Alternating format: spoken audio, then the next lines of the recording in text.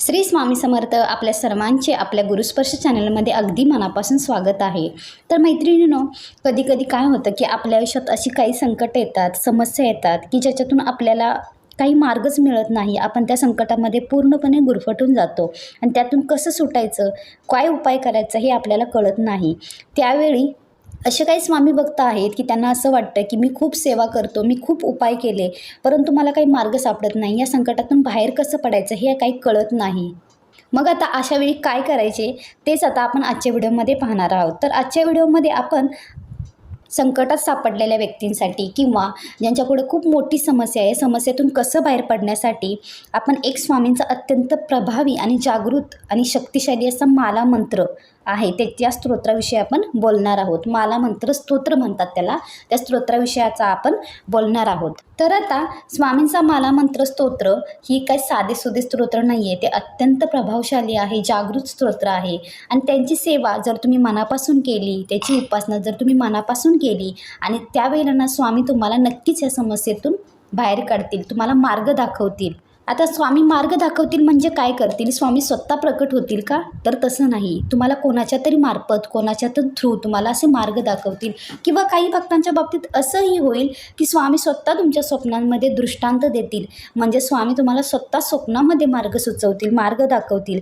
फक्त या स्तोत्राची तुम्हाला मनापासून सेवा करायची आहे, तेव्हा नक्कीच स्वामी आपल्याला कोणत्याही कितीही मोठ्या संकटातून आपल्याला सुटण्यासाठी मदत करतील, मार्ग दाखवतील.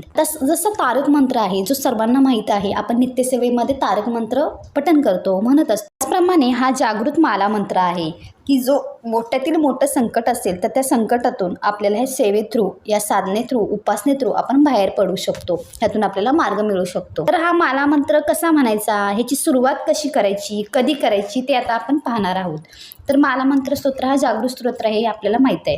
तर ही उपासना करताना आपल्याला स्वामींवर पूर्ण विश्वास ठेवायचा आहे, श्रद्धेने करायचं आहे आणि अगदी मनापासून ही उपासना करायची आहे.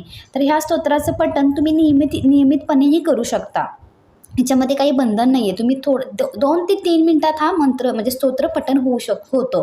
तर कसं आहे, जसं तारक मंत्राला अगदी कमी वेळ लागतो, त्याच पद्धतीने माला मंत्र पठण करायला सुद्धा अगदीच कमी वेळ लागतो. त्यामुळे आपल्याला मनापासून ही उपासना करायची आहे, स्वामींवरती विश्वास ठेवायचा आहे. आणि हा स्तोत्र पठण करण्याची आणखी एक पद्धत आहे. आपण याचे पाठ करू शकतो, रोज 11 पाठ, 21 पाठ, 51 पाठ असे करू शकतो. आपल्याला दररोज 11 वेळा हा मंत्र म्हणायचा आहे किंवा 21 वेळा किंवा 51 वेळा दिवसातून आपल्याला असा मंत्र पठण करायचा आहे. किंवा ठराविक दिवसांपर्यंत जरी तुम्ही केला तरी चालेल. तुमच्यावरती एखादं संकट असेल, समस्या असेल, त्यातून तुम्हाला मार्ग मिळत नसेल तर ते संकट, त्याचं निवारण होईपर्यंत जरी तुम्ही त्या माला मंत्राचं पठण केलं तरी चालेल. पण सुरू करताना तुम्हाला आधी काय करायचं आहे की स्वामींना प्रार्थना करायची आहे, विनंती करायची आहे. स्वामींना सर्व आपलं जे संकट आहे, दुःख आहे, ते स्वामींपुढे आपल्यासमोर आपल्याला मांडायचं आहे. आपल्याला स्वामींना हे सर्व सांगायचं आहे आणि ह्याच्यातून मला मार्ग दाखव अशी आपल्याला स्वामींना प्रार्थना करायची आहे. आणि माझ्याकडनं ही सेवा करून घे अशी विनंतीसुद्धा आपल्याला करायची आहे. अशा पद्धतीने आपल्याला ही अशी सेवा करायची आहे. तर आपल्याला ही सेवा करताना किंवा ही उपासना करताना सुरुवात कधी करायची, तर दर गुरुवारी संध्याकाळी तुम्ही दिवाबत्ती करून ही सेवा, उपासना सुरू करू शकता. वेळ नसेल तुमच्याकडे तर तुम्ही 1 वेळा पठण करा. आणि जर खरंच तुम्हाला पाठ करण्याची इच्छा असेल तर तुम्ही 11, 21, 51 वेळा पाठ करू शकता. तर दर गुरुवारी तुम्ही करू शकता, सुरुवात करू शकता. किंवा पौर्णिमा आली असेल की बाबा लगेच तुम्ही उद्या सेवा करणार आहात आणि पौर्णिमा 2 दिवसावर येते, तर तुम्ही पौर्णिमेला सुद्धा पठण करू शकता, त्याची सुरुवात करू शकता. यानंतर माला मंत्र हा काही मोठा मंत्र नाही आहे, तुम्हाला सांगितलं त्याप्रमाणे अगदी कमी वेळेमध्ये हा होतो. आणि आपल्याला जर 11 वेळा असेल वेळ तर तुम्ही 11 वेळा पठण, कमीत कमी 11 वेळा तर पठण कराच. कारण जीवनातील कोणत्याही समस्येवर, कोणतीही समस्या असो, संकट असो, याच्यावरती स्वामी मार्ग या स्तोत्रा थ्रू, मंत्रा थ्रू आपल्याला दाखवतातच, यात काही शंका नाही. तर आता माला मंत्र कोणता ते मी तुम्हाला थोडक्यात सांगते. जगदंबिका म्हणे माला मंत्र नारायणे, गतीला जो जगत कारणे, तो हा सर्वोत्तम असे. तर हा माला मंत्र आहे. तुम्हाला मी डिस्क्रिप्शन बॉक्समध्ये हा माला मंत्र देईल. तुम्ही एकदा यूट्यूबवरती सुद्धा तुम्हाला माला मंत्र टाकलं, स्वामी समर्थ माला मंत्र, तरी तुम्हाला तो स्तोत्र नक्की येऊन जाईल. तर तुम्हाला अगदी सुरुवातीला श्रवण करा. तुम्हाला येत नसेल, वाचता येत नसेल तर तुम्ही श्रवण करा. वाचता येत असेल तर पहिल्यांदा श्रवण करा, त्यानंतर पठण करायला सुरुवात करा. अगदी साधा सोपा मंत्र आहे. जर एखाद्यावरती संकट असेल, तुमचे नातेवाईक असतील, तुमचे मित्रमंडळी असतील, त्यांच्यावरती एखादं संकट असेल तर तुम्ही नक्की ही सेवा त्यांना सांगा, ही उपासना करायला नक्की सांगा. नक्की स्वामी याच्यातून मार्ग दाखवतील. फक्त स्वामींवर विश्वास असणं खूप महत्त्वाचं आहे. श्रद्धेने आपल्याला ही कोणतीही सेवा करायची आहे. तर आता मी तुम्हाला एक उदाहरण देते की माझ्या आयुष्यामधील माझी एक मैत्रीण आहे, तिच्या बाबतीत एक घटना घडली आहे, म्हणजे घडून गेलेली आहे. तिला स्वामींची कशी प्रचिती आली आहे ती मी तुम्हाला सांगते. की तिचा मुलगा 12वीला त्याला चांगले मार्क होते, परंतु तिची 12वीची नेट एक्झाम असते, CET एक्झाम म्हणतो आपण, म्हणजे ती नेट एक्झाम असते. 12वी नंतर आपण इंजिनिअरिंगसाठी, नर्सिंगसाठी किंवा मेडिकलसाठीची एक्झाम असते, त्याच्यामध्ये त्याला कमी मार्क पडले. मार्क कमी पडल्यामुळे त्याला ॲडमिशन म्हणजे होते बऱ्यापैकी, खरं ते स्कोअर इतका नव्हतं की त्याला ॲडमिशन मिळू शकेल. त्यामुळं त्याचं 1 वर्ष ते वाया गेलं. त्यामुळे त्याला नेक्स्ट इयरला त्याला एक्झाम ती क्रॅक करूनच त्याला ॲडमिशन मिळणार होतं. तर त्यावर्षी 1 वर्ष त्याचं वाया गेलं. त्यावर्षी गव्हर्नमेंटनं GR असा काढला, म्हणजे सरकारनं असा GR काढला की तुमच्या मेन 12वीच्या एक्झामवरती तो कोटा भरला जाईल.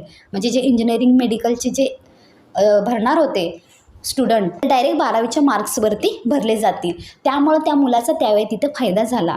आणि त्या ताईंचा, त्या माझ्या मैत्रिणीचा खूप विश्वास होता स्वामींवर. त्यांनी असं त्यांच्या मुलाबाबतीत घडलं, खरं त्यांनी कधीही स्वामींवर अविश्वास दाखवला नाही. त्यांची सेवा चालूच होती, कारण त्यांना माहीत होतं की स्वामींनी त्यांच्या मुलासाठी काहीतरी चांगला मार्ग म्हणजे चांगलं काहीतरी ते पुढं करणार आहेत. 1 वर्ष जरी त्याचं वाया गेलं तरी त्याला चांगलं ॲडमिशन, कुठेतरी चांगल्या ठिकाणीच ॲडमिशन मिळणार आहे. तो 1 वर्ष प्रत्येक ठिकाणी मिलिटरी भरतीमध्ये, पोलीस भरतीमध्ये सगळीकडे त्याने ट्राय केला, परंतु त्याचं 12वीच्या चांगल्या मार्कावरती चांगल्या ठिकाणी पुण्याच्या नर्सिंग कॉलेजला चांगल्या ठिकाणी त्याचं ॲडमिशन झालं. हा खूप मोठा अनुभव माझ्या ओळखीतल्याच एका ताईंना आलेला आहे. त्यामुळं फक्त स्वामींवरती, ह्याच्या सांगण्याचा उद्देश एकच आहे की स्वामींवरती विश्वास ठेवा.